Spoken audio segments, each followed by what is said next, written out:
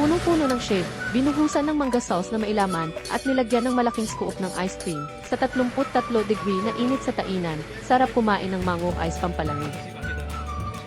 Kumusta ang lasa? Masarap. Hawak sa kamay ang matamis na mango ice, sunod-sunod ang subo. Hindi matigil, ang ice shop na ito sa masiglang Guhua Street. Dinudumog ito ng customers. Bukod sa masarap ang lasa, napakamura rin ang presyo nila. Sakto lang ang presyo, nasa 50 NT dollars lang, hindi mahal.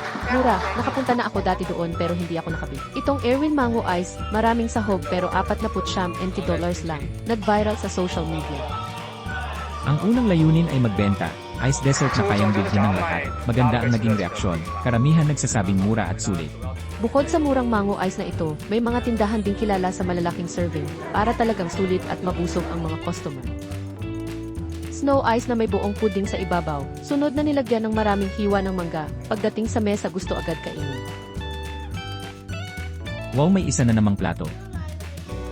Ang ice shop na ito sa Anping, kilala sa malaking serving, sobrang dami ng mangga halos umaapaw. Panahon ngayon ng mangga, marami ngayong ani sa tainan at pingtung, kaya kailangan kumain ng marami. Dumating na ang mango season at mas umiinit ang panahon, opisyal lang nagsimula ang ice dessert battle sa tainan, mula sa malalaking serving na pwedeng pagsaluhan, hanggang sa sulit na mango ice para sa isang tao. Siguradong magiging masaya ang lahat sa pagkain ito.